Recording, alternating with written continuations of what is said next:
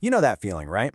You've been completely overwhelmed, maybe stressed or sad, and then you just let it all out. And after that good cry, there's this wave of relief. It's something we've all felt, but have you ever stopped to wonder what's actually going on inside your body and your brain in that moment? Well, it turns out there's some incredible science behind why a good cry feels so good. So, let's get into it. So this is the big question, the puzzle we're going to solve together. And the answer is pretty amazing. It involves a mix of our biology, our social instincts, and believe it or not, even the actual temperature of our brain. So let's start digging for clues. Okay, so our first clue is all about what's happening deep inside our own nervous system. It turns out that crying isn't just an emotional release, it's a physical one. It literally triggers a powerful built-in mechanism for calming ourselves down. And here's the star of the show, the parasympathetic nervous system. Now, the easiest way to think about this is like the emergency brake in your car.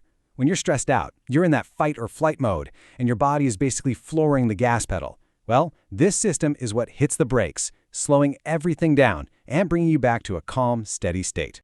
And this is exactly how it works. That emotional stress is the trigger, sure, but it's the physical act of crying. You know, the deep, sometimes shuddering breaths we take when we sob that is actively flipping the switch on our relax mode. So crying isn't just a symptom of being overwhelmed, it's the body's own process for starting the cool down. But the story doesn't just end inside our own bodies. Crying is also an incredibly powerful signal to the outside world.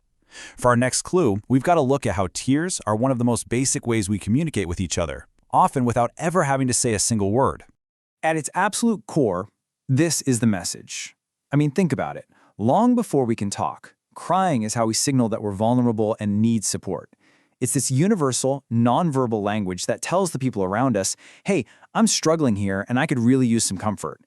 And what's so cool is how this plays out in two totally different ways. When you cry with someone who's supportive, your brain releases oxytocin. That's that powerful bonding hormone. It reduces fear, it builds trust and connection, and it just makes you feel safe. But what's really fascinating is that even if you cry all by yourself, the act of sobbing forces you to take those slow, deep breaths we talked about, which still activates your body's calming system. So it's a win-win, really. All right, for our third and final clue, we're diving into some really cutting-edge stuff. This theory suggests that the relief we feel after crying might have something to do with the actual physical temperature inside our heads. So get ready for this, because it's kind of a wild idea. We always think of emotions as these abstract feelings, right? But what if feeling emotionally overheated was literal? This theory proposes that our mood is directly linked to the physical temperature of our brain. Here's how it might work. When you're under intense emotional stress, the temperature of your brain can actually go up. Crying, with the rush of tears and those deep inhalations of cooler air through your nose, might act like a natural radiator. It could literally be cooling down your brain, helping to restore some balance when you're emotionally running hot. How cool is that? Okay, so now we've got all the pieces of the puzzle. We have a biological reset button, a powerful social signal, and even a potential brain cooling system. So let's put it all together and see the full picture of why a good cry can feel so good. So here it is, the 3-in-1 power of tears. It's not just one thing happening. It's this incredibly sophisticated human response that works on all these levels at once. It's a biological reset, it's a social signal for connection, and it's a physical mood regulator. And that really brings us to a final, powerful thought.